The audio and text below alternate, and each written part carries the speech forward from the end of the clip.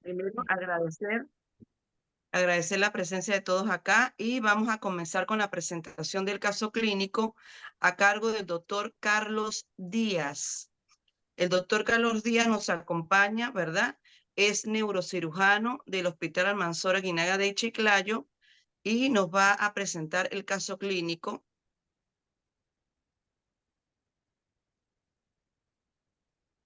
Adelante, doctor Carlos Díaz. ¿Me escuchan? Sí, se le escucha, doctora. Creo que el doctor Díaz es el que tiene el problema de audio.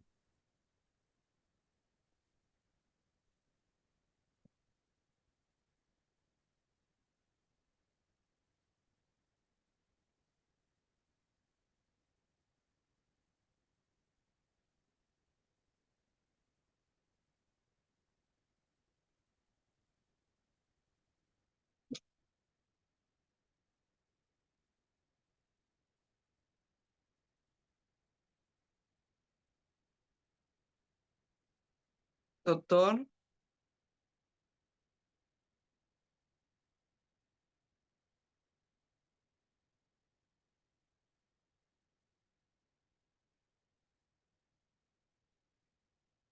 Creo que hay problemas con el audio, con el doctor.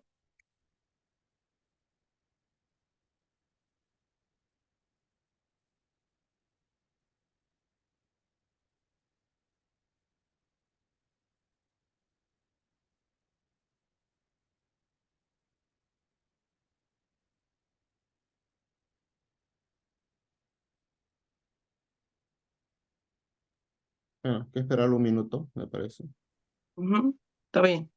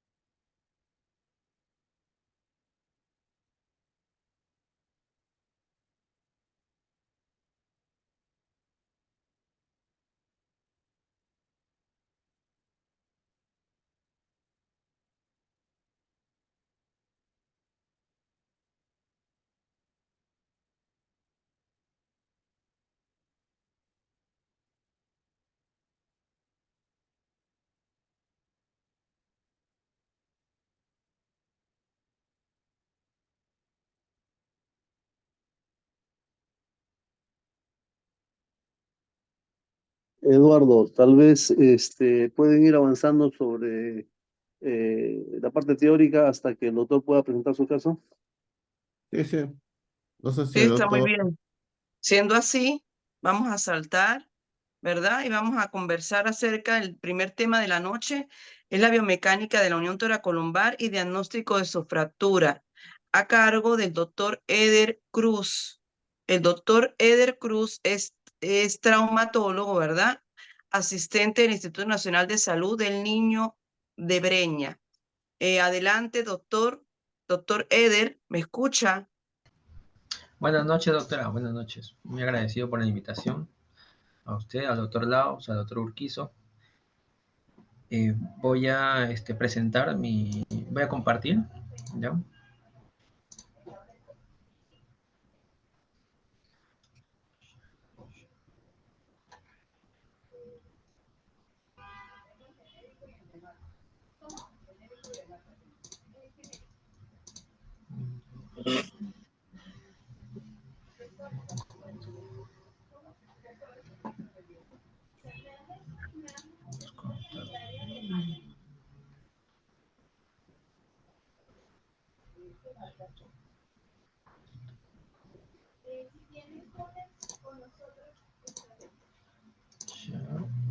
No, ¿por qué no puedo?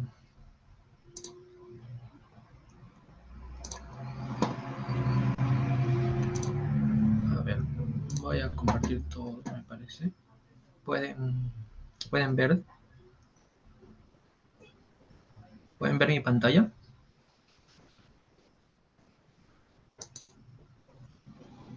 Sí, ahora sí. ¿Sí? Ya. Muy bien. Vamos a hacer un repaso, ¿no? Que me han encargado el tema de revisar lo que es la biomecánica de la unión toracolumbar y el diagnóstico de su fractura, ¿no? Vamos a empezar con algunos objetivos que vamos a alcanzar en esta presentación, que son aportar información actualizada y de fácil sistematización de la biomecánica para la decisión en el tratamiento de las fracturas toracolumbares, ¿no? Unificar algunos criterios diagnósticos de la fractura, de la unión toracolumbar, y recordar la importancia de los exámenes diagnósticos. Las fracturas toracolumbares generalmente están delimitadas, en algunos libros menciona desde T11 hasta L1. La prevalencia de estas fracturas son de 4 a 5 por 100.000 habitantes. En algunos casos te dicen uno en 20.000, pero es lo mismo. Y es de suma importancia porque es el lugar donde se presentan la mayor cantidad de fracturas. Además de eso, el 50% tiene la probabilidad de tener también otras lesiones, ¿no? Y el 44% se debe a fracturas secundarias a osteoporosis.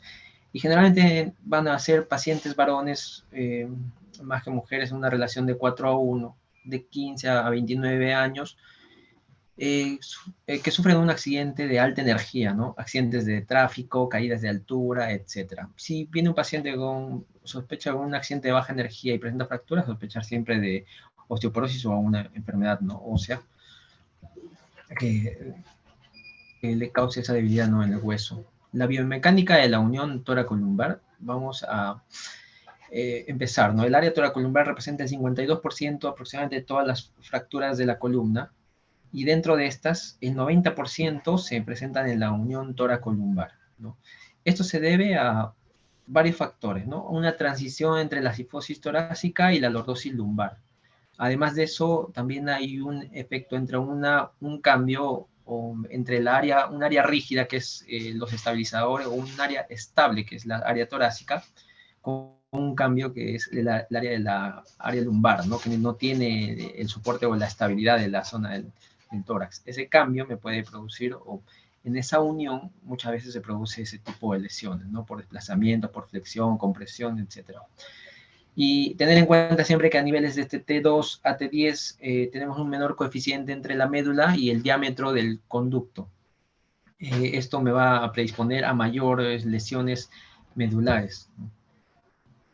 Dentro de la biomecánica de la unión toracolumbar, vamos a ver algunas fuerzas, ¿no? Tenemos como 6 grados de libertad en los 3 planos, en el eje X, Y, Z. Siempre sabemos que hay planos sagitales, coronales, coronales, frontales, ¿no? Estas fuerzas van a actuar en diferentes ejes, ¿no? Vamos a tener diferentes grados de libertad, ¿no? Las fuerzas van a corresponder con respecto a una vértebra o a un disco, ¿no? Muchas veces va a haber una combinación de estas y se va a llamar acoplamiento de fuerzas. Estas fuerzas van a también tener una repercusión sobre el disco lumbar, ¿no? En caso de movimientos de traslación, como se ve a la izquierda, en la imagen de la izquierda, la vértebra hace un desplazamiento lateral sobre la otra, y las fibras del disco hacen que las que están en dirección a la fuerza, se tensen y las otras se relajen un poco, ¿no? Las rotacionales de la misma forma, ¿no? Relajan algunas fibras y tensan otras fibras, ¿no? En el caso de las fuerzas, igual, ¿no? En caso de las fuerzas axiales o de distracción, se tensan todas las fibras del disco, ¿no? También tenemos una zona, que es la zona neutra, que la zona neutra es la zona en donde se produce una cierta cantidad de movimiento hasta que los tejidos resistan, ¿no?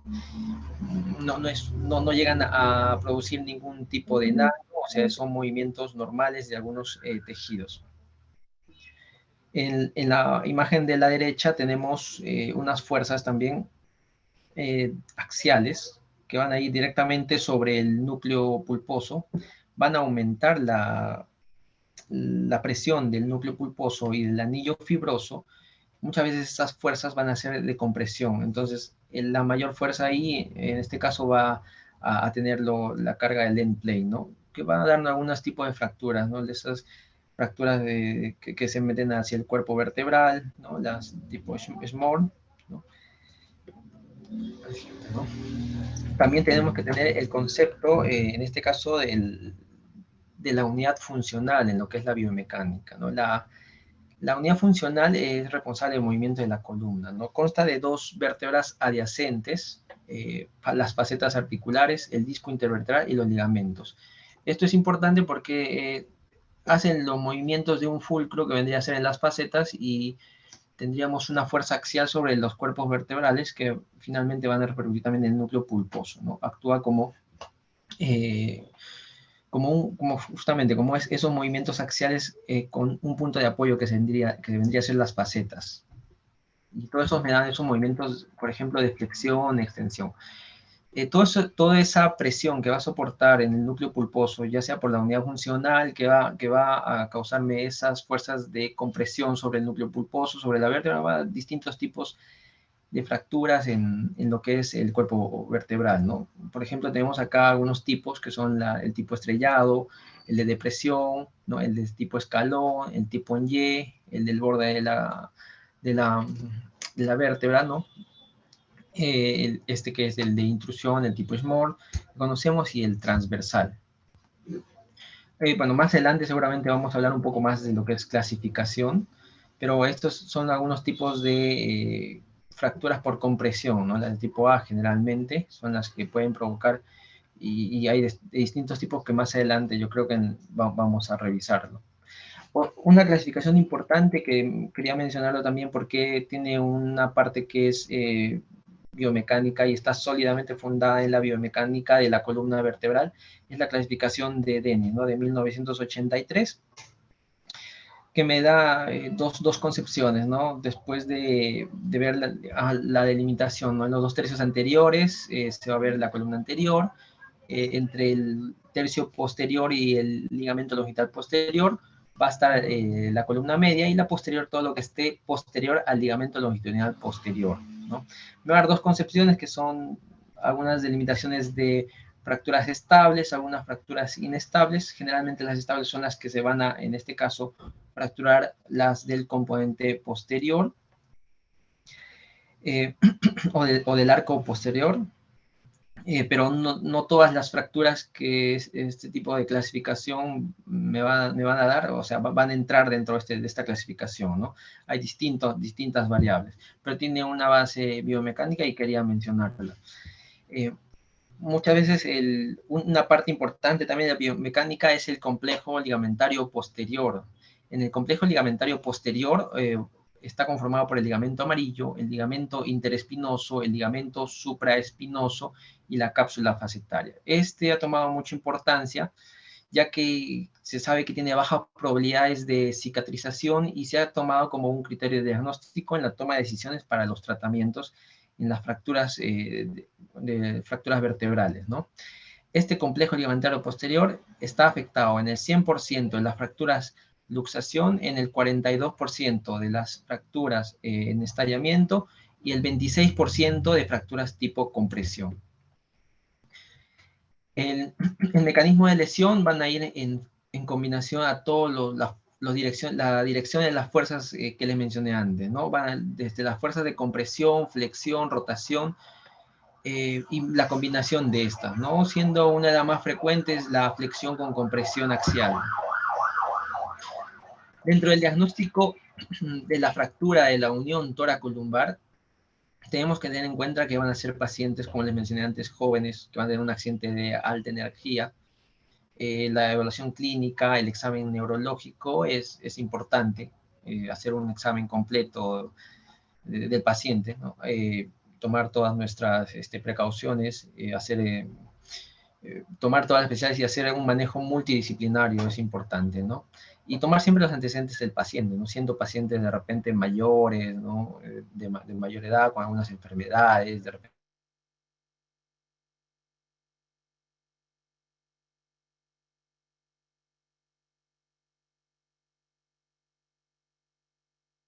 CAS, tenemos que tener en cuenta que que representa más o menos entre el 22 al 30% en esos datos, ¿no?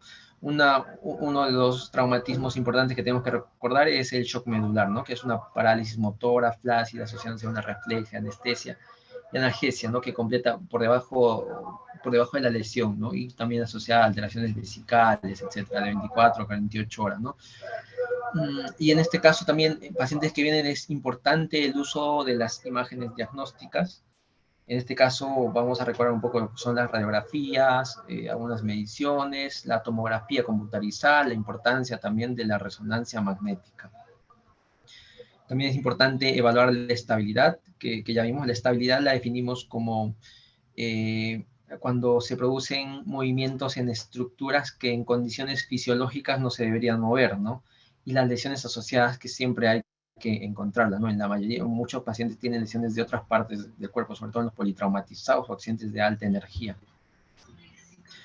Dentro de la radiografía, tenemos que pedirle las radiografías, bueno, de acuerdo a nuestro examen físico, puede ser si el paciente es así, o si en muchos casos pacientes politraumatizados, hasta una tomografía del cuerpo entero.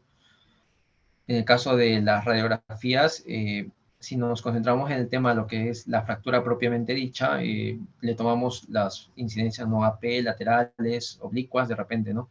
Para que podamos ver todas las incidencias y todas las estructuras de las vértebras, ¿no?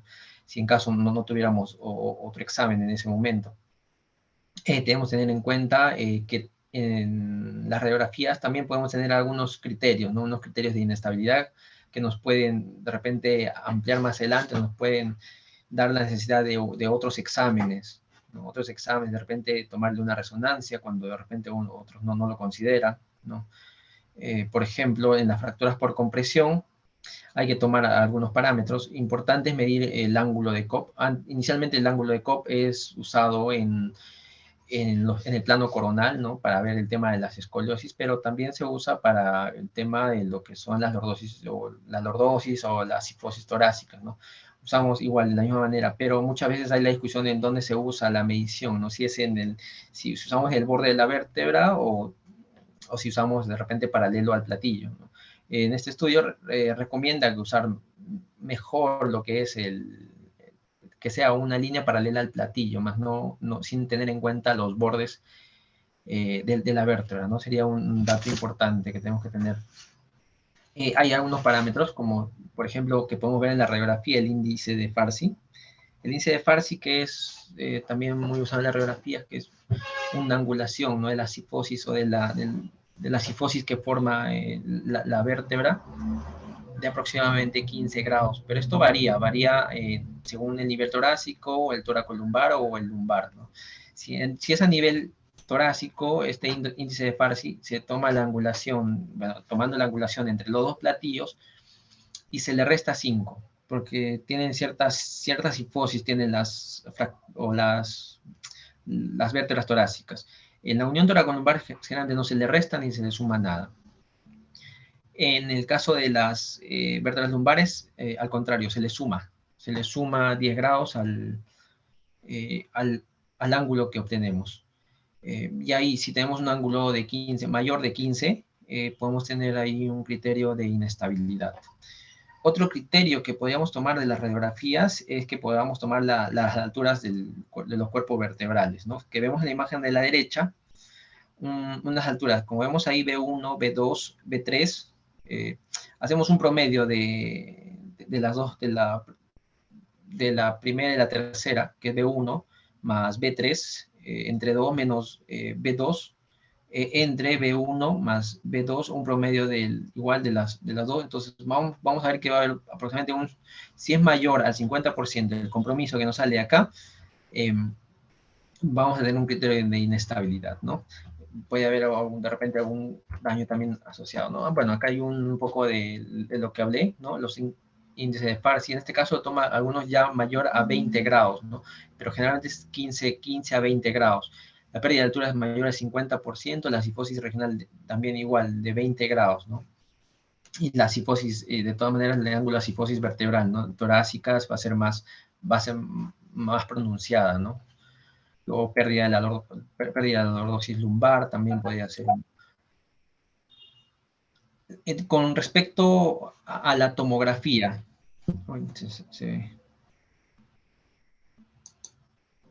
con respecto a la tomografía, se ha visto que el 25% de las fracturas por estadio son infradiagnosticadas, ¿no? Se ha visto que la tomografía tiene alta sensibilidad y especificidad para ver este tipo de lesiones, ya que ve muy bien los huesos, ¿no? Muchas veces ha habido radiografías como en este caso, es un paciente de 20 años que ha sufrido un accidente de tránsito y que, bueno, no tenía otra lesión más que el dolor solamente lumbar. Le dijeron que no tenía nada en la radiografía, se fue a su casa y lo seguía con el dolor, ¿no? Y bueno, se le tomó simplemente una tomografía y se ve ahí la fractura, ¿no? Con probabilidad inclusive de la lesión del ligamento o del complejo ligamentario posterior, ¿no? En la resonancia magnética también, bueno, si hay una lesión, una sospecha de la lesión del complejo ligamentario posterior, también es muy importante tomarla, ¿no? Tiene una sensibilidad del 91 al 100%. ¿Y qué tanto nos ayuda?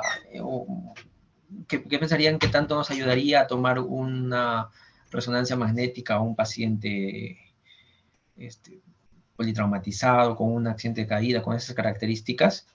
Bueno, acá este estudio me dio algunos resultados, es un estudio que mencionó que la resonancia magnética modificó el diagnóstico en un 40% de pacientes, ¿no? O sea, que descubrió alrededor de unas 18 lesiones ocultas. Y la clasificación del patrón de fractura también cambió en un 24%, ¿no? En la mayoría ahí se mejoraron los patrones de tipo A tipo B, y el manejo terapéutico también cambió en el 16% de los pacientes, o sea, que tiene una ayuda, no solamente es usar de repente solo rayos X y tomografía, ¿no?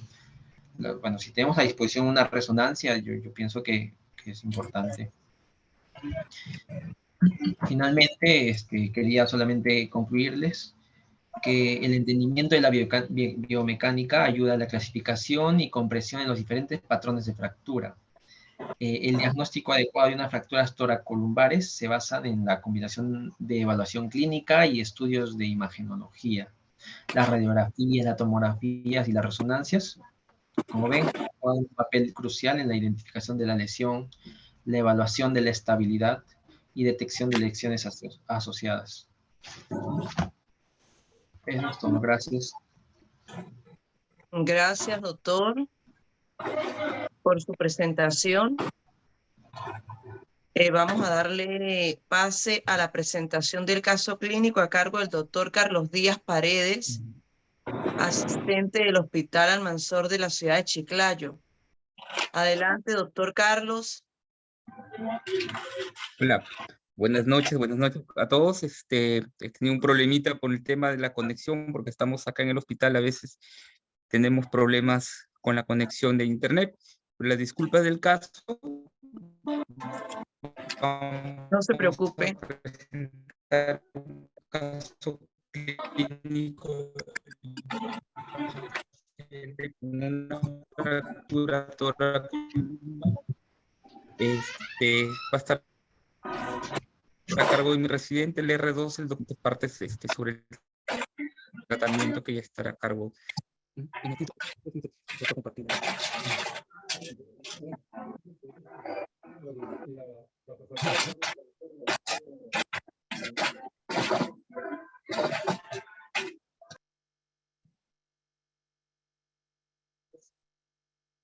Y un rodillo para proyectar.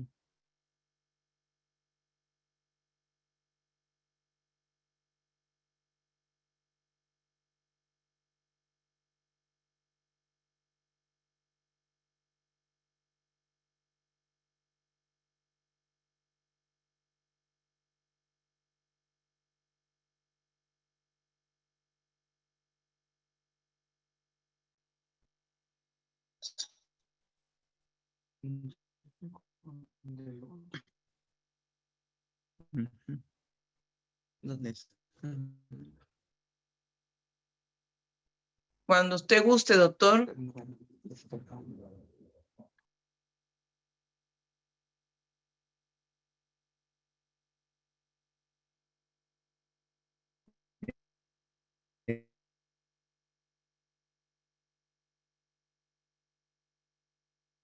Eh,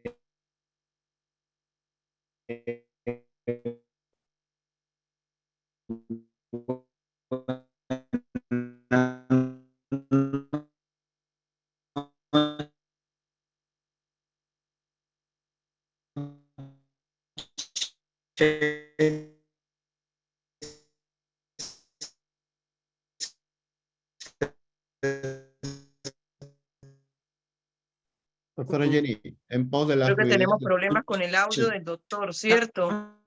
sí, doctora Jenny, Dígame. en pos de Buenas la noches. fluidez del webinar, creo que hay que pasar Hola, a... hola. Carlos, hola. Hola. Hola, hola. Hola. Carlos, Te escuchamos, doctor.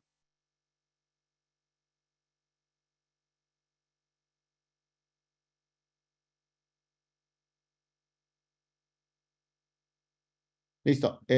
Doctora Jenny, en pos de la fluidez del caso, yo creo que hay que pasar a la segunda parte. Pero no sé si puede moderar las preguntas para la primera parte. Está con el audio apagado, doctora Jenny. Doctor, ¿lo hacemos ahorita o lo hacemos al final? Yo creo que para que no se vean las ideas, la del doctor Eder creo que puede habilitar algunas preguntas su presentación. Bueno, abrimos el set de preguntas y respuestas de la presentación de las fracturas toracolumbares al doctor Eder. Alguien que quiera hacer tenga alguna duda, una inquietud, para que nos la haga saber, por favor. O en el chat también lo pueden escribir. Hola, Me- doctora. ¿Podemos empezar? Hola, hola. Sí, Carlos. Ya, No ¿podemos sé empezar? sí, ya está Ya. solucionado el caso, el Sí, de sí, sí, sí. audio. Listo. Ya, entonces sigamos.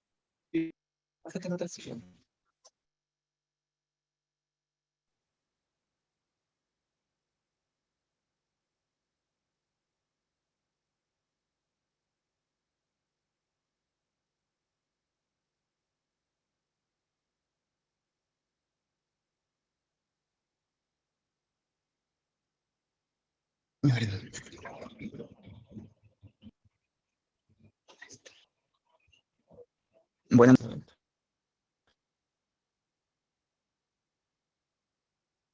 Adelante.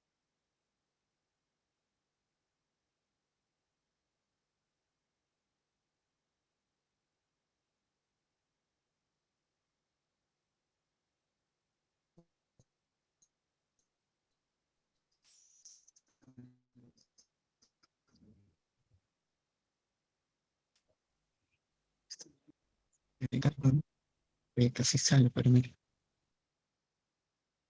Oye.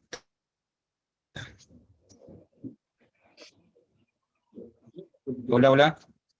Hola, ¿nos Le escucha? escuchamos, doctor. Sí, señor, le escuchamos. Adelante. Hola.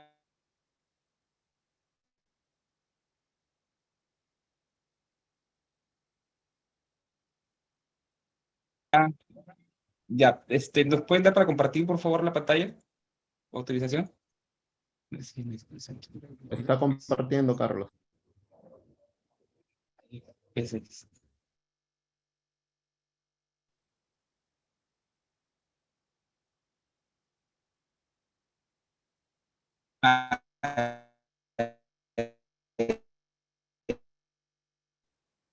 Ya, y ahora sí. ¿Escucha? Sí, le escuchamos. Listo. Buenas, ¿se puede evidenciar la presentación? Buenas noches con todos. Hola. Sí se observa, doctor. La estamos viendo. Buenas noches. Bien, quien les habla es el residente de segundo año, el doctor Antonio Rojas Sinoñán. Ahora Lina Asenjo de Chica, el doctor Carlos Díaz Paredes, por haberme dado la oportunidad de presentar el caso clínico en esta actividad académica, ¿no? Bien, vamos a un paciente, ¿no? Sin antecedentes de importancia, un paciente que se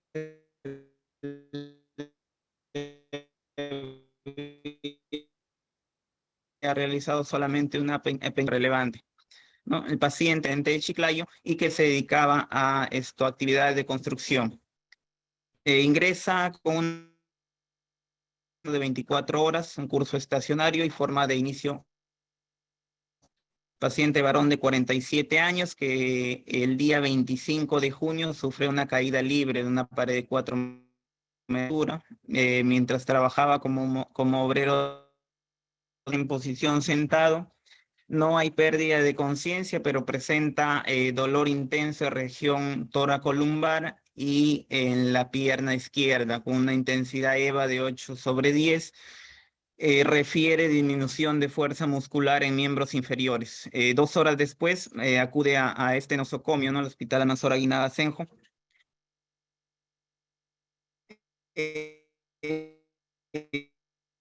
Siendo trasladado en una tabla 6 horas después, según la evolución clínica, ya el día 26 de junio persiste el dolor lumbar, pero hay aumento de volumen en el tobillo izquierdo. También el dolor disminuye en una intensidad de 6/10 y hay mejoría de la fuerza muscular. En el examen médico, nada relevante, aparentemente todo normal, función respiratoria, cardiovascular, abdomen, no hay estos signos peritoneales, igual en genitourinario, es todo esto aparentemente sin ninguna alteración. En el examen físico neurológico se evidencia una lesión equimótica en la región lumbar de 3 por 3 centímetros aproximadamente, y hay dolor a la palpación en el lumbar, hay edema y en el tobillo izquierdo también. Hay nivel sensitivo y hay muscular disminuida de 4/5 con tono muscular conservado. No hay déficit sensitivo. Se le realiza una tomografía lumbar, de columna lumbar, el día 26 de junio.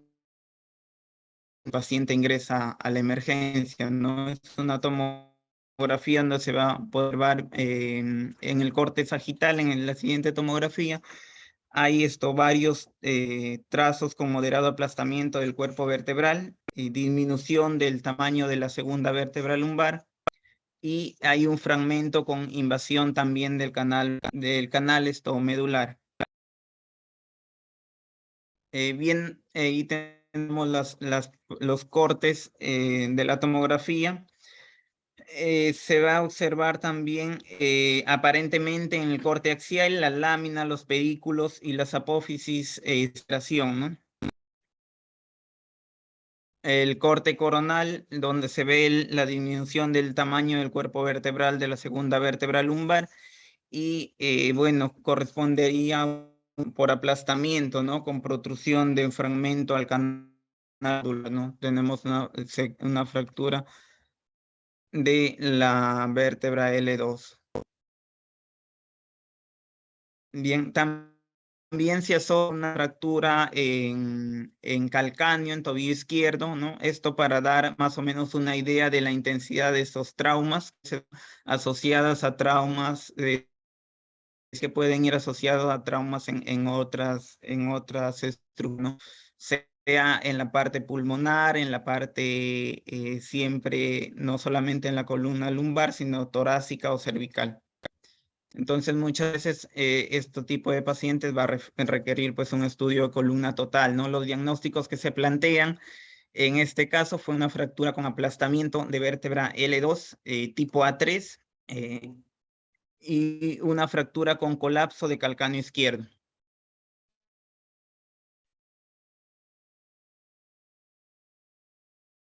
El procedimiento quirúrgico que es en este paciente es una colocación de una fijación transpedicular con 8 tornillos en nivel de 12, L1, L3 y L4. Y una laminectomía de L2 bajo guía radiográfica intraoperatoria. Se deja un DREN Hemovac con presión negativa y según la evolución, en el caso del siguiente paciente, pues no hay ninguna complicación posoperatoria, ¿no? Esa es la imagen de la radiografía intraoperatoria del día 28 de junio, 2 días después, que fue el día de la cirugía del paciente.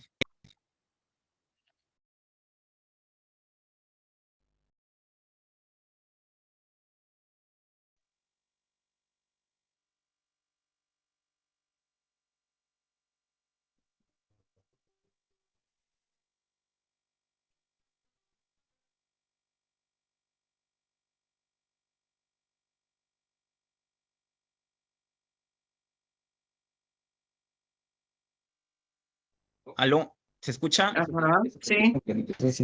Ya, ok. Hay una lentitud en el Ya, audio, bien, pero sí se oye. disculpen la interrupción. Bien, entonces, hasta ahí nomás esto culmina la presentación. Al final, Será la comunicado que se va a discusión dar del la caso. resolución del caso clínico. Correcto, Muchas correcto. gracias.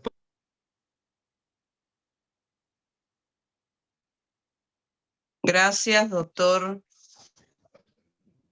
Díaz Hola, Paredes, y al residente, gracias. muchas gracias igualmente. Gracias.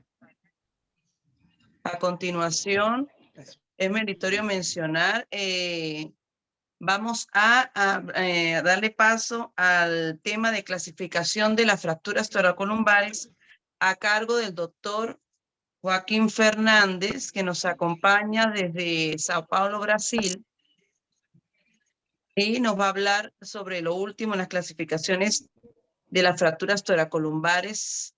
Adelante, doctor Fernández. Buenas noches, gracias por la invitación. Yo voy a share my screen here.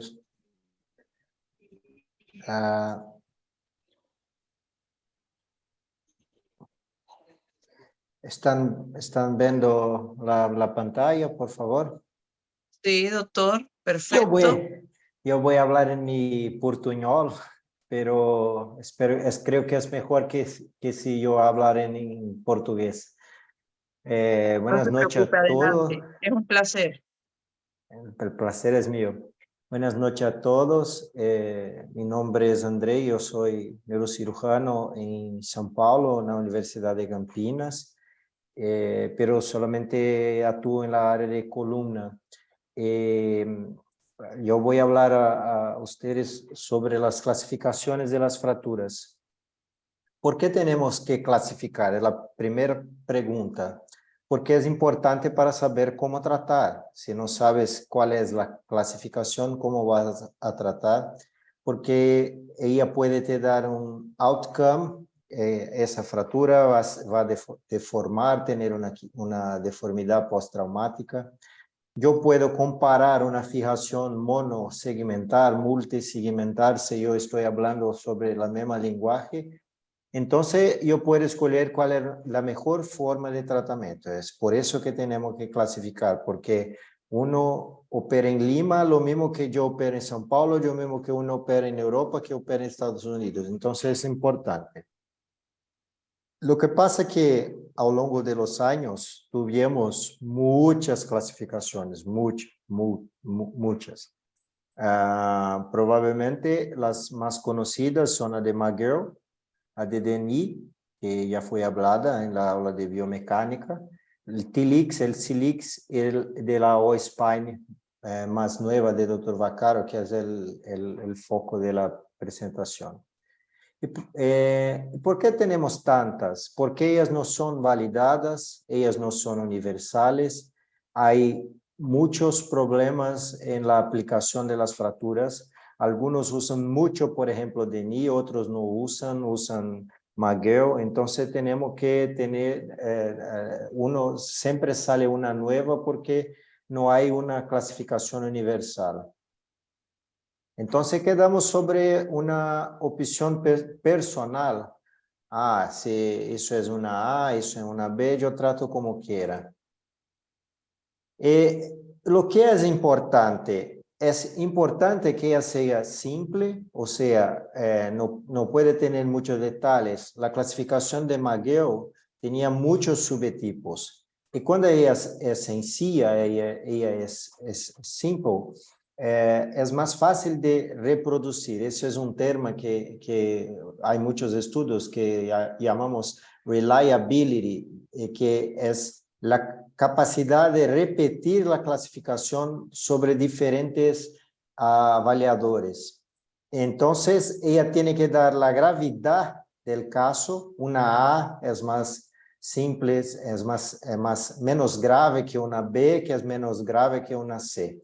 Y tiene que me ayudar en cómo voy a planear el tratamiento, si voy a operar o no. Entonces, son las cosas más importantes. El TILIX probablemente fue una de las clasificaciones que ha cambiado la forma de pensar. ¿Por qué? Para quien no conoce, yo creo que casi todos conocen, ella se divide en tres puntos. La morfología de la lesión, si es una explosión, una distracción, una rotación.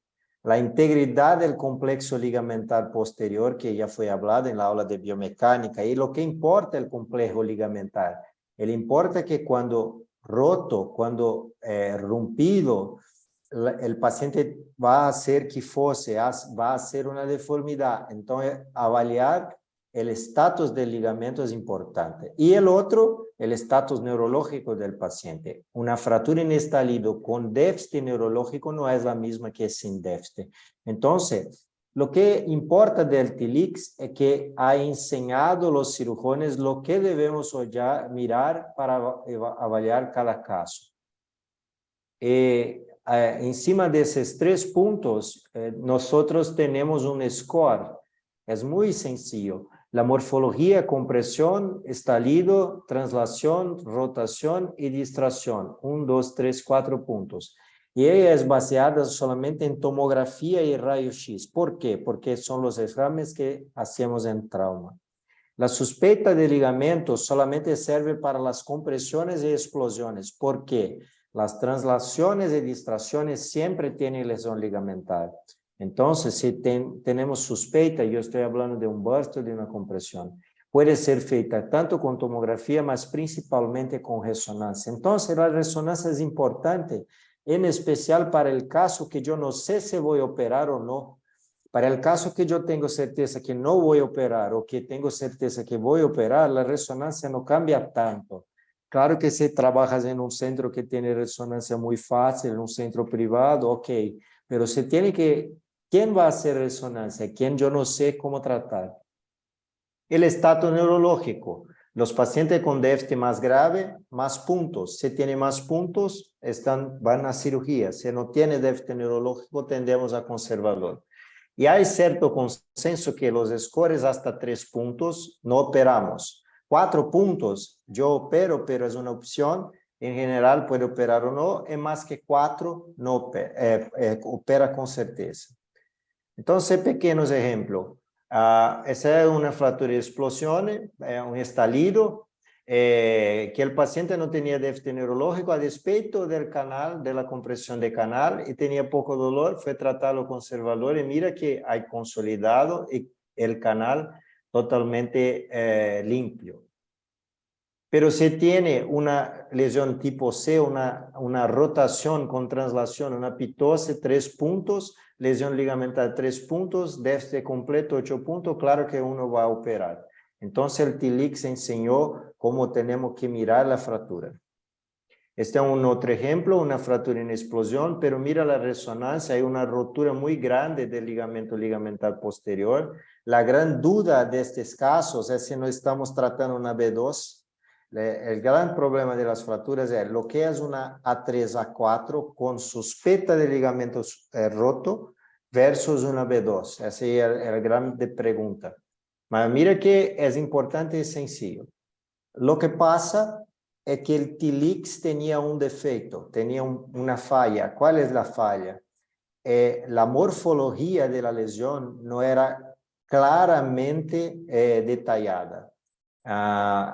Cuando estas clasificaciones, yo hago parte de la OKF Trauma que elabora las clasificaciones de la OA International, pero yo no hice parte de la toracolumbar, solamente de la upper y de la sacral. Pero ¿cuál es la idea? La idea es crear una clasificación global, porque a España es global, de ortopedista, traumatólogo y neurocirujano, que tiene un score de gravedad de A, B, C, para todos los segmentos. Entonces, la idea del Dr. Vaccaro fue mejorar la parte morfológica del TLIX, es la diferencia de esta clasificación para el TLIX. Nosotros dividimos entonces en tipo A, que son las compresiones y estalidos, tipo B, que son las distracciones. Distracciones son la fuerza vertical o del cuerpo o de los elementos posteriores, y las fracturas más graves, que son las tipo C. Entonces, guarden esta imagen, vamos adelante. El estado neurológico muy semejante al TILIX, no momento de la dimisión, sin déficit, con déficit progresivamente hasta déficit completo. Los modificadores, ¿lo que son los modificadores? Mira, se tiene una explosión, un estallido, y yo no sé cómo está el complejo ligamentar, pero sospecho que hay un desplazamiento de espinhoso, una luxación facetaria, yo doy M1. Significa que este paciente yo hago la resonancia si puedo o considero como roto, pero es importante porque a grande confusión es entre las A3, A4 y B2. Y M2 son para caso especial, por ejemplo, una explosión en un paciente con un estallido, en un paciente con un trauma craneano severo, una espondilite anquilosante o con trauma sistémico. Entonces, para detalles académicos, olvidamos M2. ¿Y cómo se pensamos? Entonces, mira, el paciente tiene un trauma, hay desplazamiento, deslocamiento, luxaciones, subluxaciones, sí, translación, no hay. Hay distracciones en el sentido vertical anteriores a una B3. No es anterior, es posterior, solamente ósea, B1 o chance fracture, la fractura de chance bipedicular, B1. La B2, que es la más común, la toracolumbar cirúrgica, una lesión ligamentar, casi siempre asociada a una A3 y una A4. El seguimiento, por ejemplo, L1, L2, B2 y L2 a 3 es como se clasifica correctamente. Puede tener una A asociada a un seguimiento B. Y la fractura del cuerpo, ¿hay envolvimiento del muro posterior wall? Yes. Si hay, y el cuerpo en los dos platós, platillo superior y inferior, están rotos, llamamos de A4, si solamente es superior o inferior a 3. Si no hay envolvimiento del cuerpo, podemos tener un split, que es la fractura coronal o sagital del cuerpo. La A1, que es una compresión, es la más común, yo veo mucho en osteoporosis, pero esa clasificación no es de osteoporosis. Y A0 es la fractura de transverso, de espinhoso. Aquí una A1, ¿están viendo mi mouse? ¿Consiguen ver mi mouse, por favor? En la pantalla, ¿consiguen ver mi mouse? ¿Sí? Sí. Ok. Entonces, mira, el platillo superior, la resonancia casi nada, pero uno mira que hay una fractura aquí, A1. A2, el split coronal y aquí un sagital. No hay fragmento en el muro posterior, entonces llamamos de A2. Las A3, que son las explosiones con el muro posterior, son las más comunes. Mira que una fractura de lámina no es una fractura de complejo ligamentar posterior. Ella deja la explosión más grave, pero no es una fractura ligamentar. En general, cuando tiene fractura de lámina, por DNI es instável, se usa la clasificación de DNI porque son 3 columnas, pero no necesariamente puede tratar conservador una en L3 que no tiene déficit neurológico. Hay casi siempre compresión del muro posterior y del canal. La 4, que tenemos envolvimiento de los dos platós. La B1, que es la fractura de chance. Esta fractura tiene la opción de tratamiento no cirúrgico, embora yo prefiero operar. Es una fractura que no es ligamentar, entonces muchos ponen la órtesis en hiperextensión, dependiendo. La B2, mira que hay una explosión, aquí hay una A3, pero el seguimiento claramente tiene un aumento de la distancia interespinosa, entonces es B2. B3 es mucho común, nosotros tenemos mucho aquí en DISH, en espondilite anquilosante, cuando los pacientes se caen con la espalda en el piso porque hacen una distracción de una columna rígida en flexión. Es en general altamente instable, casi siempre es instable. Yo tengo un caso que no operé y la paciente quedó bien, muy atípico. Y las tipo C, que son los más graves, las luxaciones, pero las tipo C, yo digo que no hay duda. Cuando hay alguna rotación, quebra de pedículo, rotación, es fácil de ver que son tipo C. Los estudios de la clasificación prueban que ella es reproductiva, tiene una reliability buena. Es importante que los estudios de reliability, los grados más graves, la tipo C y las A0, A1, son las que tienen más fácil reproducción. Las A3, A4 y B2 son las que dan más confusión. Ese es un estudio que hicimos también, que nosotros probamos que no solamente tenía una reliability alta, pero los B y C siempre iban a cirugía. Los A dependieron de déficit neurológico y de lesión ligamentar posterior. Entonces, hay una correlación de su clasificación. Si clasifica, tiene idea de cómo va a tratar. Es similar al TILIX, ellos ha propuesto un score, pero él cambia un poquito. El TILIX es 3, menor que 3, 4 es dudoso, aquí es 5, acima de 5. 4 y 5 son no operativos. Pero yo particularmente uso el TILIX y clasifico con ABC para usar el TILIX en la práctica con mi residencia, que yo creo que es más fácil. Pero hay ese nuevo score que no es tan popular porque es más complejo. Un dato importante, es muy importante. A mayoría de las fracturas de la junción toracolumbar, que son el local más común, ellas son A o B. Y algunas tipo A tienen más chance de no evoluir bien. En general, son las con gran compresión del canal, si fuese segmentar, o mucha destrucción, cominución del cuerpo.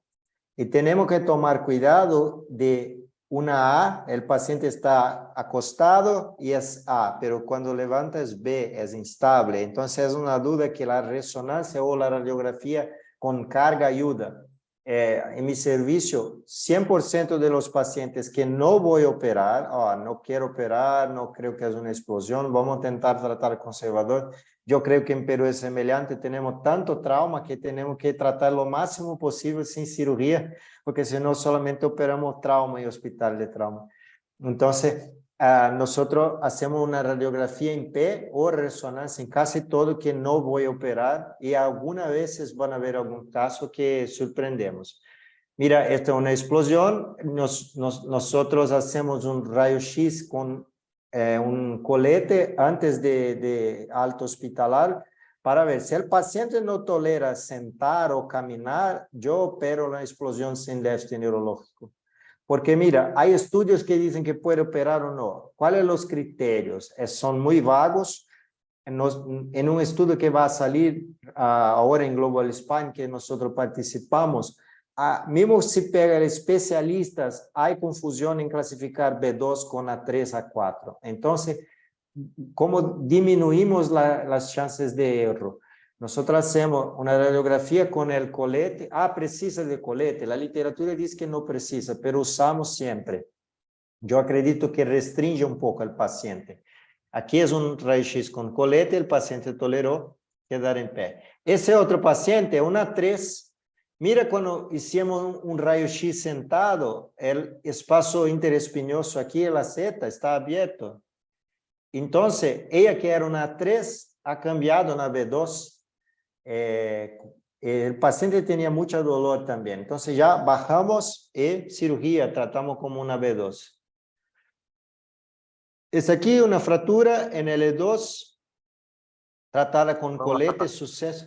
También hacemos el rayo-x en P antes de la alta y después de un año, mira que la consolidación sin cifosis, entonces da mucha seguridad este rayo-x en P antes en P, standing X-ray, antes de la alta hospitalar.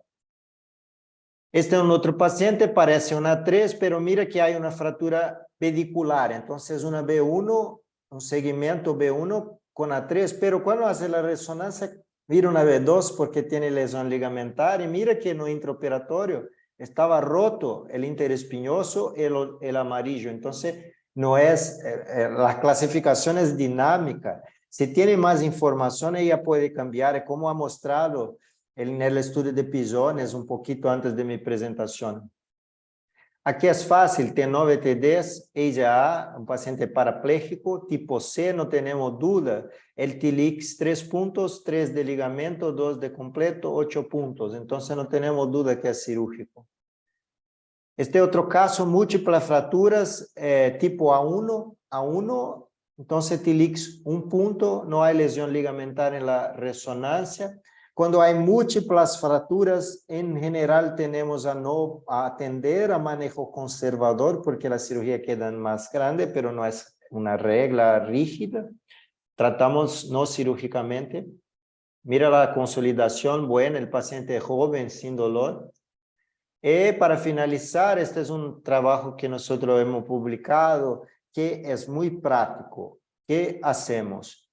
Há uma instabilidade clara. O que é uma instabilidade clara? Fraturas do tipo B e tipo C. Este paciente é operado. Esta fratura é estável. Há uma A1, uma A2, um transverso. Tratamento não cirúrgico, em geral, um colete rígido ou não. Eu não sei. Quem eu não sei? As A3, A4, em especial, as A3 e A4 com compressão de canal, com um pouquinho de cifose. Esses pacientes, nós intentamos tratamento conservador com radiografias precoces, retorno precoce, e ressonância e raio-x em pé. Para eu não operar uma fratura em explosão, tenho que ter um raio-x em pé, o paciente está caminhando. Um paciente que não camina, não dou alta, eu opero, mesmo sem leste. Então, é como nós manejamos, depois se alguém quer, está publicado. É mais ou menos assim, e por isso é importante a classificação adequada. Muitas graças. Gracias, doctor. Magnífica presentación. De verdad, gracias, doctor Fernández. Y en este momento abrimos el set de preguntas y comentarios. Vamos a ver qué han colocado acá en el chat. Respecto al caso anterior, el doctor Laos dice, buenas noches, el caso presentado, ¿creen que ameritaba una resonancia preoperatoria dado el examen clínico del paciente o porque refirió nivel sensitivo dorsal medio? Y aprovechando esa pregunta y la buena presentación del doctor Eder, consideran si es necesario una RMN siempre. A veces en la experiencia las resonancias nos cambia el tipo de lesión y la decisión quirúrgica tanto como en el estudio referido, dice el doctor Laos. Alguien que quiera hacer una pregunta al doctor Fernández. Doctor, aprovechando, estoy de acuerdo con usted, paciente que no camina o grita del dolor, la conducta en muchos centros es ser quirúrgico, ser un poquito más agresivos que simplemente conformarnos con el corset y que el paciente permanezca tantos meses en cama. Y lo otro es que, al igual que acá, al igual que ustedes, hay siempre la confusión, sobre todo en los residentes, con las A3, A4 y la B2. Hay que verla con buen ojo y siempre apoyarnos de personas con más experiencia que nosotros para poder optimizar el score y la conducta. ¿Puedo comentar sobre la pregunta de Eduardo sobre la resonancia en el caso clínico? Yo creo que si no es un examen que tienen en el hospital, en nosocomio que está, debe de hacer por algún motivo. Por ejemplo, una explosión que el paciente no tiene el canal tan comprimido o no es el nivel de médula, es el nivel de raíces, solamente hace una laminectomía. Pero si tiene una compresión en la resonancia en el nivel de cone, y si tiene algún fragmento que es mejor en la resonancia, es importante hacer una decompresión circunferencial de la médula. Mira, casi siempre hacemos laminectomías y es suficiente, pero algunas veces hay un gran fragmento en el cuerpo. Yo no hago mucha vía anterior porque demora mucho y tenemos que operar en mi servicio, operamos mucho trauma, entonces no puedo quedar el día todo operando un trauma, tengo que operar en 2-3 horas para poner otro.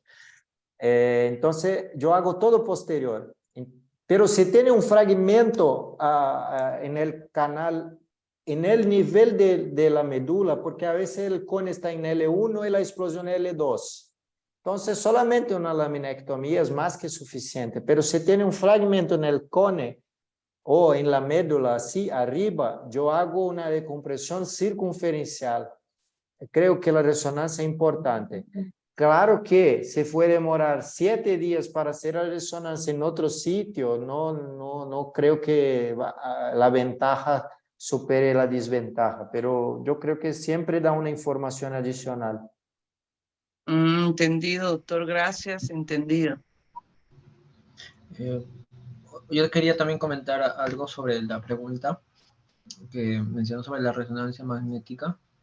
Bueno, está indicado en casos de que tenga una lesión, ¿no? Pero en este caso considero de que justamente ha sido seguramente por el tema de que ya no se hubiera cambiado la decisión quirúrgica por el tema quirúrgico. O sea, de todas maneras lo han operado, ¿no?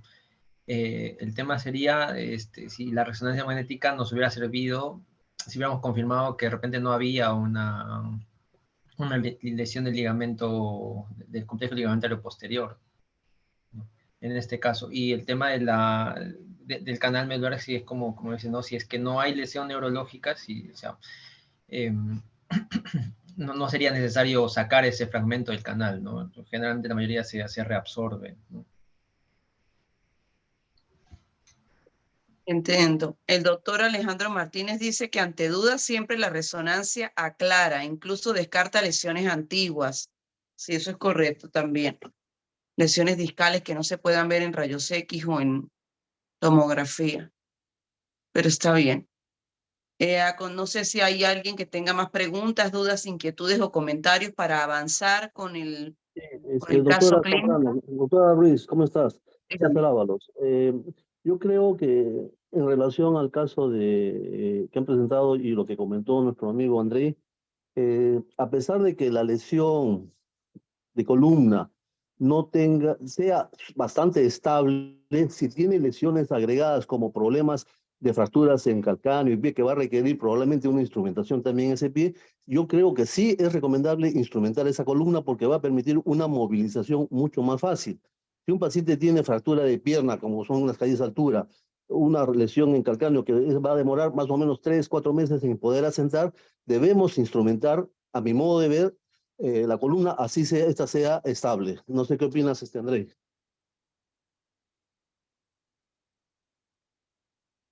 Doctor Fernández, ¿escuchó?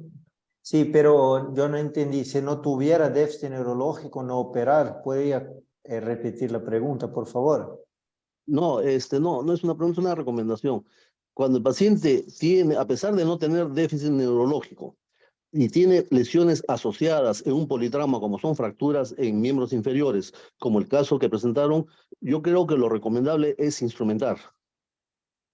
Pues podemos darle una mayor movilidad y todo eso, porque ese paciente va a estar postrado, no va a poder asentar, no va a poder pararse por la fractura de calcáneo por lo menos unos 3-4 meses. Mira, vamos a poner un escenario que la paciente no tenía déficit neurológico con aquella explosión. Si ella pudiera sentar sin dolor, yo creo que no la operaría. Pero si no pudiera movilizar y tenía dolor, yo valorizo mucho la parte clínica. Obviamente no en el día del trauma, pero paciente con 2-3 días de hospital, con analgesia, si él queda no consigue sentar, yo creo que es un señal de instabilidad el dolor. Porque ya tuvimos caso, un paciente, voy a dar un ejemplo, una moza que un suicidio, casi siempre los suicidas caen con los 2 tobillos y quebran las piernas, los tobillos y las piernas. Ella operó las piernas y tenía una fractura que no tenía déficit. Cuando fuimos a operar la fractura, tenía pasado casi un mes y no tenía más dolor. Entonces, tiene el otro lado. Yo creo que en general las fracturas asociadas es mejor operar, el paciente moviliza más rápido, sale más de la cama, pero depende del cuadro clínico. Yo tuve un caso que yo iba a operar una fractura en estalido y yo llegué en el cuarto y el paciente estaba cepillando los dientes en la pía. Y miró, doctor, déjame operar. Le está cepillando los dientes. Sí, no tiene dolor, no. Entonces va a casa. es muy variable porque yo creo que es el problema en las clasificaciones del tratamiento de fractura. Hay alguna 3 pequeñita con un fragmentito que el paciente no cambia en P, tiene dolor en la pierna, y a veces una más grave, el paciente está bien. Entonces, no diría que tiene una regla rígida, yo veo caso a caso. Muy bien, doctor. Aclaradas las inquietudes. Yo tengo una pregunta, no sé si puedo. Doctor, Claro, doctor. o a cualquiera de los ponentes. Creo que lo que más nos dificulta siempre es el diagnóstico, no el diagnóstico solamente, sino hasta la decisión de tratar una A3, A4. Eso de toda la vida va a ser la polémica. Y fuera de que si no hubiera déficit neurológico, porque si es déficit neurológico creo que hay un fragmento comprimiendo, va a ser quirúrgico. Pero si no hubiera un déficit neurológico y he tomado la decisión por dolor de la cirugía, emplea tornillos percutáneos.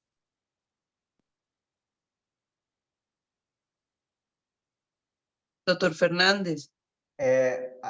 Vamos así. No, yo opero por dolor cuadro clínico, hallazgos en resonancia o, por ejemplo, una compresión de 50-60% del canal en el nivel de médula, yo opero.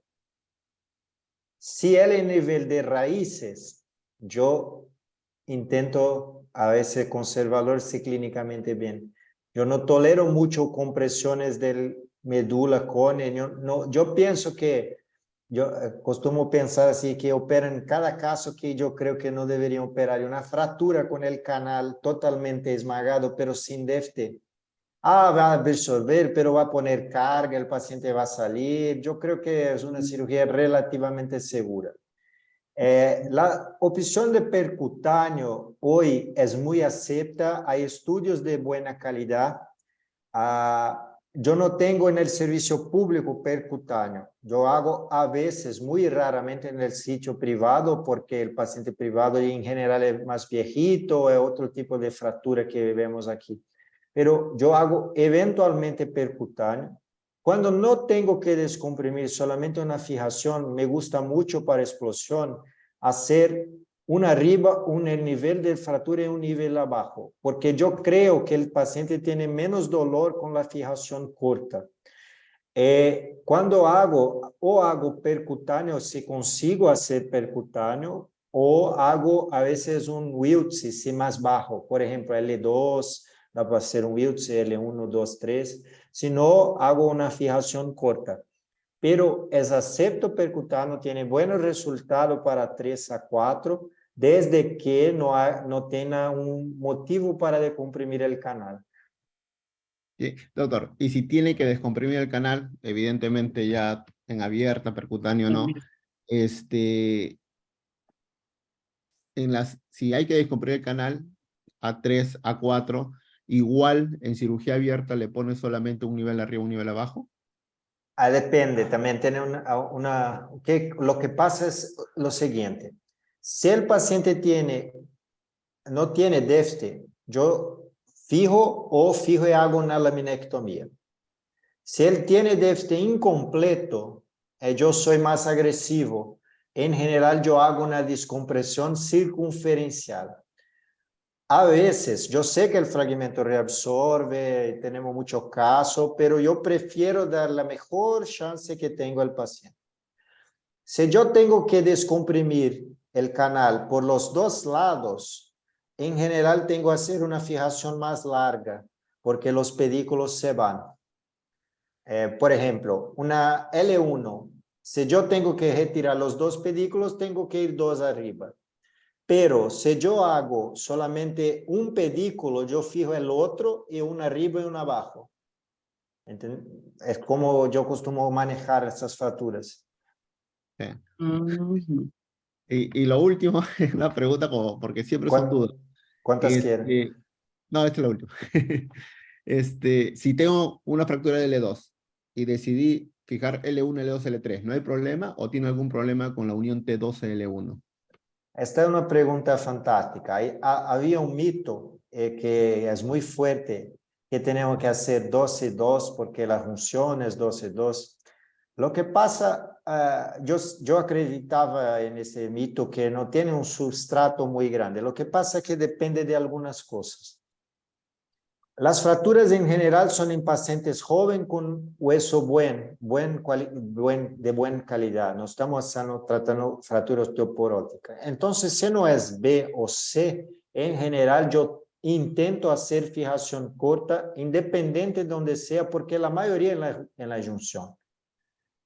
Yo creo que en la junción es mejor hacer algo corta si no necesita, por ejemplo, una B2, yo hago longa, 2 niveles.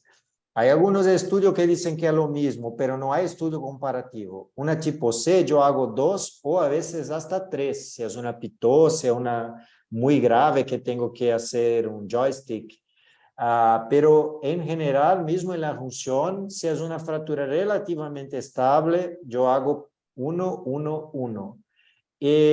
No tengo datos clínicos porque no hice específicamente ese trabajo, pero yo veo todos los pacientes después y claramente los con fijación corta quedan mejor que los fijación longa. Tienen menos limitaciones, toman menos remedio. Entonces, si puedo, hago corta. Pero no soy preciosista. Se necesita, hago 2. Si un pedículo, el parafuso está muy delgado, pongo otro. No soy preciosista, pero intento hacer 1 y 1. Entendido, doctor. Doctor, hay una pregunta en el panel del doctor Manuel Chávez que le pregunta si un paciente tiene mejoría del dolor estando en reposo, pero la imagen es una fractura B2, ¿en qué tiempo podría considerar sentar al paciente y tomar control radiográfico o tomaría control de radiografía o tomografía? No es imposible. Yo he visto 1 o 2 casos que no fueron operados en otros sitios con B2, pero quedaron con traumatismo grave, mucho tiempo acostado y la B2 ha consolidado por algún motivo. Pero si es una B2, para mí es cirúrgico. Yo no intento sentar ese paciente, yo no intento hacer más examen. B2 para mí es cirúrgico. ¿Por qué? La B2 tiene lesión ligamentaria, entonces cuando poner este paciente en pie, mesmo que no sea ahora, él va a cifotizar y va a tener dolor. No es imposible que alguna vez los tejidos blandos hacen una fibrosis, seguren y hagan una artrodesis. Es posible. Nosotros en general, yo prefiero operar. Yo hago una fijación 2 arriba, 2 abajo, excepcionalmente 1 arriba y 1 abajo, pero casi siempre 2 y 2 para la B2. Y no tento conservador para B2. Muy bien, doctor, gracias. Nos quedó claro. Si no hay más preguntas, ¿verdad? Para el doctor Fernández, creo que es meritorio avanzar y volvemos con el doctor Carlos Díaz Paredes, que nos va a hablar sobre el tratamiento quirúrgico de las fracturas toracolumbares. Le damos el pase al doctor Díaz Paredes. Adelante, doctor.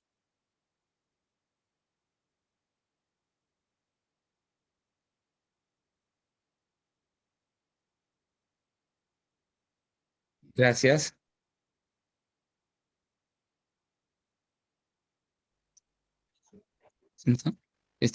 ¿Está orden? Hola, hola. ¿Sí? ¿Sí lo escuchamos? Adelante, doctor. Ya, gracias. Bueno, vamos a hablar un poco, hablar sobre el tratamiento quirúrgico de las fracturas. Luego llegaremos a nuestras conclusiones. ¿No se ve? ¿Se puede ver la proyección, por favor? No la vemos aún.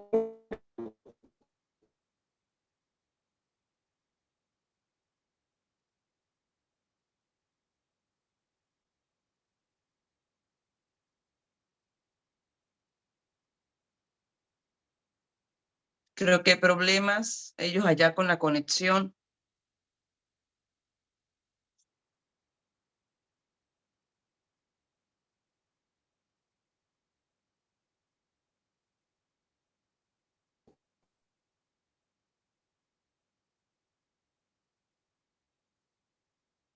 Hola.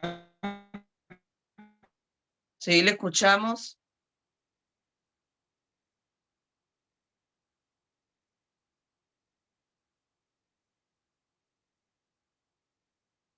Hola, doctor. Vamos a darle un minuto porque creo que tienen problemas con la red.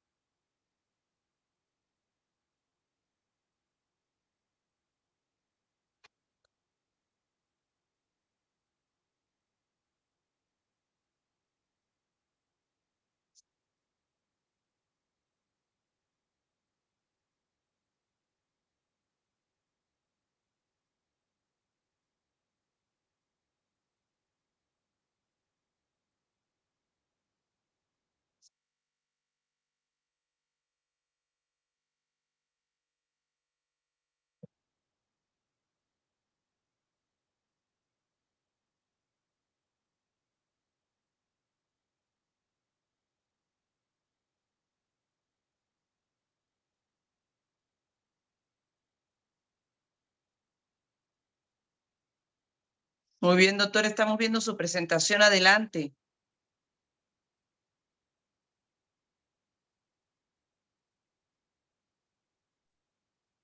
Ya, hola, ¿me pueden escuchar? Sí, ¿no? Ya, Perfecto, sí. ya.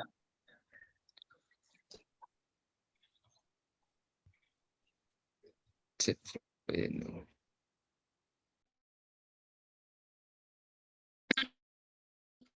Bueno, vamos a hablar sobre el tratamiento conservador primero de las fracturas toracolumbares, ¿no? Primero,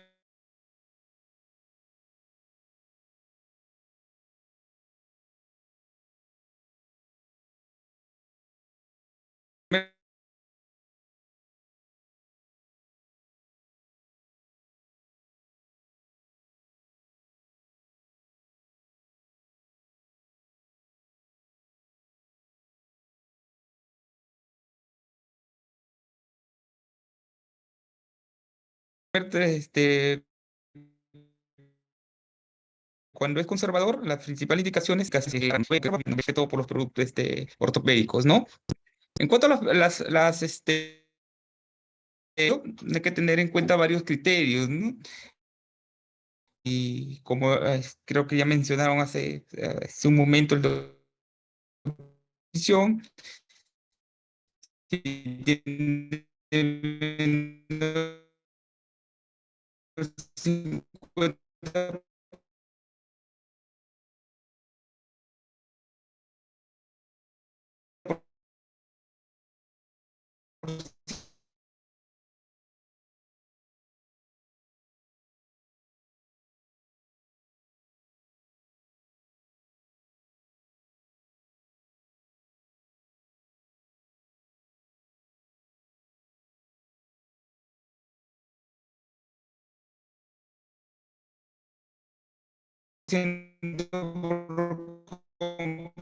de la compresión anterior, ¿no? Prefiere el tratamiento conservador, ¿no? El tratamiento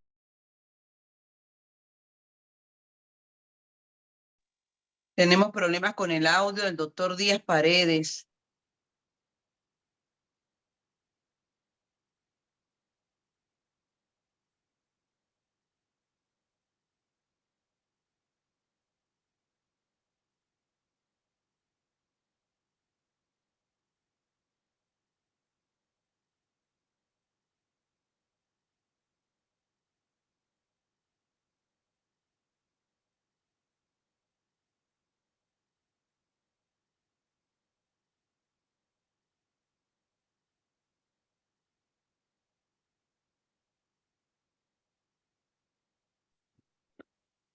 Hola, ¿me escuchan? Entre las alternativas que tenemos entre la fractura para la estabilización anterior, las principales indicaciones es tener un daño neurológico, una compresión sintomática de la médula espinal por un hueso retropulsado que esté ocupando más o menos entre el 60 al 80% del canal. Entonces, esa es la indicación principal para hacer una decompresión.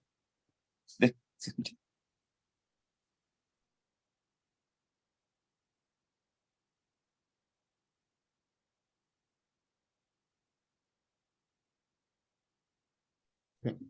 Doctora Jenny. Sí, dígame, doctor. Sí, a veces es, es lamentable, a veces en el Perú ahí pueden haber zonas en donde se nos baja la señal de internet Sí. y puede durar muchas horas esto. Y bueno, a veces es lamentable porque siempre queremos participar, siempre queremos comentar, ver nuestras experiencias, pero creo que por la fluidez y el tiempo, yo creo que podríamos volver a invitar en otra sesión al doctor Díaz Paredes, para poder realizar esto. Carlos, Creo que no nos oye, ¿no? Estoy acá en el sí, Carlos, en verdad sí, siempre nosotros comprendemos. hospital y de verdad que la señal es pésima. Sí, Sí, sí, doctor. Hola, ¿me eh, escuchan? sí te escuchamos, Difícil. vamos o sea, te escuchamos por Sí, la partes señal. y vamos a suspenderlo Sí, porque vas a estar tú desconcentrado totalmente y creo que no es el sentido de sí, esto. Comprendemos enteramente de que a veces pasa esto y nada, va a haber otra oportunidad para volver a compartir experiencia y nada. Y de hecho, esperemos que estés dispuesto a no, compartir la experiencia que mil tienes. disculpas, No, no de te verdad que preocupes. acá es muy tedioso el Sí, sí, no, tema no. acá en el hospital porque justo ayer nos salió postquirúrgico pero no, pues no se puede. La próxima tiene que ser, creo que de la casa, ¿no? Después no se puede, de verdad. No te No se preocupes. 2 preocupe, minutos doctor. creo la señal. No, Se no, reprograma. Sí. te reprogramamos, no hay problema, Carlos. Nada, más bien mil disculpas, pero a veces no puede pasar. Yo creo que de todas maneras han estado buenas las presentaciones. Igual para seguir, yo quizás Yo, para dialogar en estos minutos que nos queda.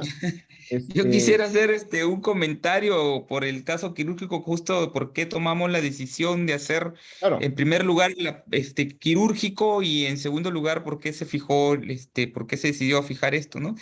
La decisión la tomamos porque se dedica, su ocupación, es maestro constructor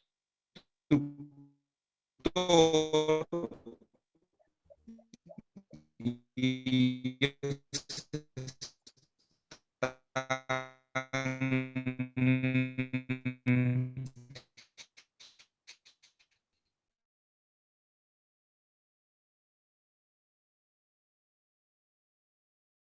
sí, nada, Carlos. Nada, no se oye nada. mucho Carlos, de Carlos, tranquilo. O sea, no te preocupes. Igual, mientras vamos hablando, cualquier comentario es difícil poder entendernos así. Cualquier comentario por el chat para poder explicar la decisión que has tomado, creo que es más fácil por el chat. tema de la carga axial. Es un paciente Carlos, joven y el dolor, ¿no? Positivo, mejoró bastante. Hola, hola, voy a entrar. Carlos, Ya, ya. Sí, creo voy a que. entrar desde el teléfono del residente mejor. No, Carlos. Tengo Ya, otro. ¿Y está? Listo. No hola, sé. hola. Carlos, Sí, sí, Eduardo, ahora sí te escucho. Estoy desde el hora del celular del residente. nada, tu comentario. Procede. Ah, ya. Pucha, aquí. Ahora estoy desde del celular del doctor Anthony, del residente. Mire, nosotros, Adelante, doctor, dígame. ya, entonces, para explicarles un poco por qué la decisión quirúrgica, hacerse los niveles necesarios, ¿no? O que lo que decidimos. Era por el paciente que es paciente joven y el tema que se dedicaba a la construcción, al tema de albañilería, ¿no? Entonces, como sabe, hizo labor y hacen la carga axial y todas esas cosas, ¿no? No se le llegó a tomar la resonancia porque mayormente no tenemos como protocolo utilizar, salvo que tengamos algunas dudas como en las fracturas B2 y los niveles por el tema de evitar algún tipo de patología o residual porque fue en la charnela, ¿no? En la charnela dorsolumbar. Por eso fueron lo que nos decidimos o se decidió quirúrgico y el tipo de fijación que se dio en que se decidió en este paciente específicamente, ¿no? Muy bien. No, excelente, doctor. Gracias por aclararlo. Están acá diciendo, ya va. Vamos a, creo que es conveniente. ¿Me oye? ¿Iba a decir algo, doctor?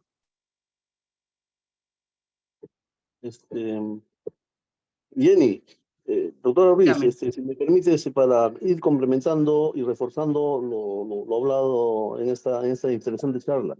Me pareció que en los niveles que colocó en la operación que hizo el expositor, tiene más de 3 niveles. No me percaté si tenía una barra transversal. ¿Qué opinas, André y Harrison, acerca de cuando son más de 3 niveles, colocar alguna barra transversal para dar mayor estabilidad? Yo creo que la barra transversal es muy importante en las tipo C, que hay un componente rotacional.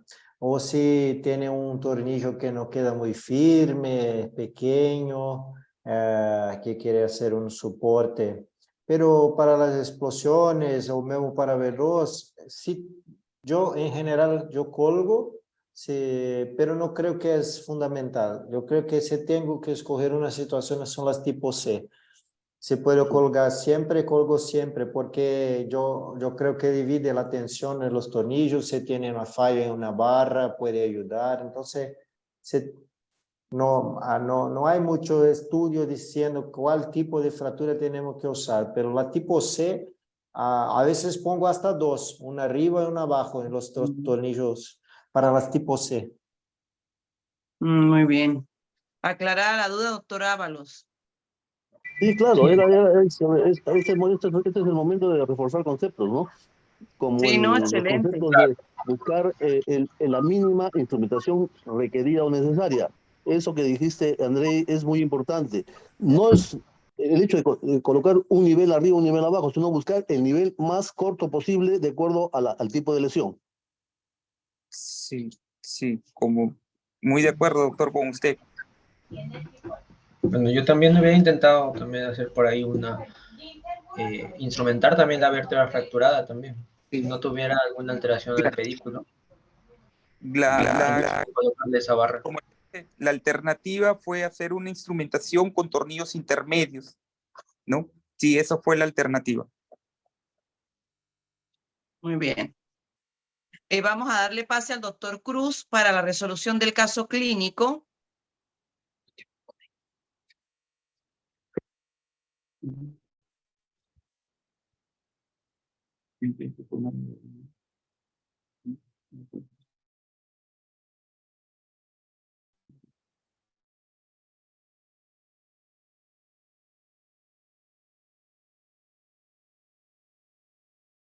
Doctor Díaz Paredes, el residente, creo que mencioné mal su apellido, para dar resolución al caso clínico.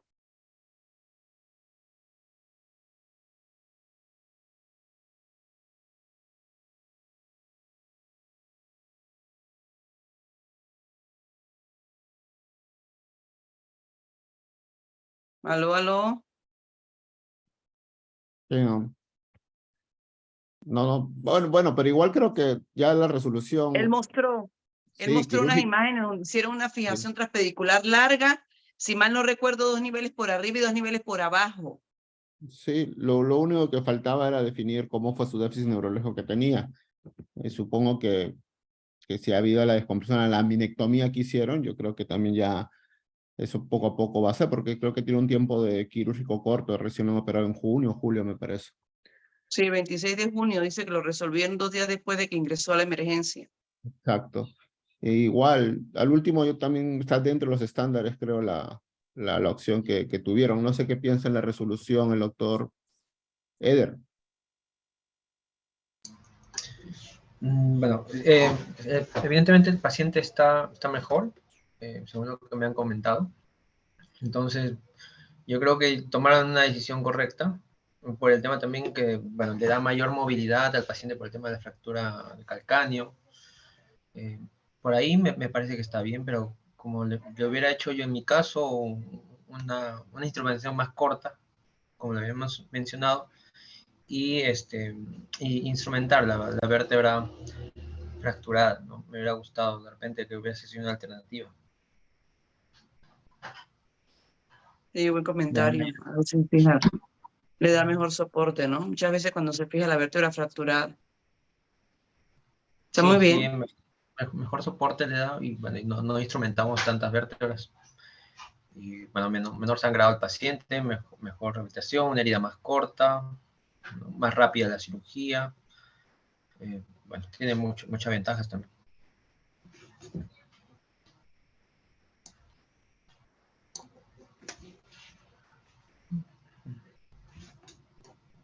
Ahí nos está mostrando las radiografías intraoperatorias. Muy bien, 2 niveles por arriba, 2 niveles por abajo. Y sin duda, imagino que el paciente mejoró, le fue bien. Bueno, los resultados no se discuten, ¿no?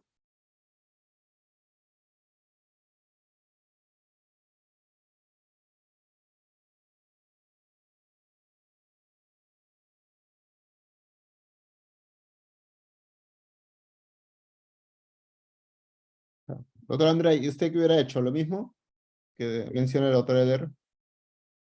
Yo creo que o dos arriba, dos abajo, o como he dicho, un nivel de la fractura de cada lado y Una arriba. solamente uno arriba y uno abajo. Yo creo que las dos opciones serían buenas para ese caso. Una laminectomía. Entonces yo creo que no hay respuesta. En general yo hago uno arriba, uno abajo y un nivel. Si uno hace dos arriba y dos abajo, no es necesario poner en el nivel de la fractura. Hay muchos estudios biomecánicos que la ventaja de poner en el nivel de la fractura solamente existe si hace uno arriba, uno abajo. Si hace dos, no necesita poner. Doctor André, una consulta. ¿Usted intenta en algún momento hacer de repente una distracción? De repente para ganar un poco de altura, o lo deja así, o hace una fijación. Tenía el parafuso de Sintes antes de Johnson comprar, que es el parafuso para distracción. A veces yo me gustaba aquel parafuso porque podría ser la distracción, el fragmento, hacer la retropulsión del fragmento. Hoy día lo que hago es solamente posicional. Yo intento hacer una buena lordose con el paciente cuando voy a posicionar, pero y mantengo la curvatura del segmento. Por ejemplo, toracolombar casi recta, lombar baja, una lordose. Pero no haría nada más que eso. Nosotros tenemos un estudio de las fracturas tratadas no cirúrgicamente e hicimos radiografía panorámica para ver el equilibrio sagital. No hubo correlación ninguna del equilibrio sagital en fractura con el pronóstico. Es interesante porque es una cosa que usamos para degenerativa, para deformidad degenerativa. Entonces, no me preocuparía. Claro que se tiene una cifosis muy grande, ahí no es una A, probablemente una B2 o una C. Ahí yo corrijo con osteotomía o con la manipulación del haste, pero para las explosiones en general solamente la posición y la curvatura natural del segmento. Gracias, doctor. Gracias por su aporte y por sus comentarios. De nada, Le doy el pase al imagino. doctor Laos. No sé si hay otra cosa que quiera comentarnos o darnos a conocer, sino para darle cierre a la sesión académica del día de hoy, dándole las gracias a usted por ser nuestro panelista el día de hoy, a todos los que participaron en la presentación del caso y los temas a tratar. Ya, sí, para terminar ya yo, como curiosidad, ¿qué le hicieron al calcáneo?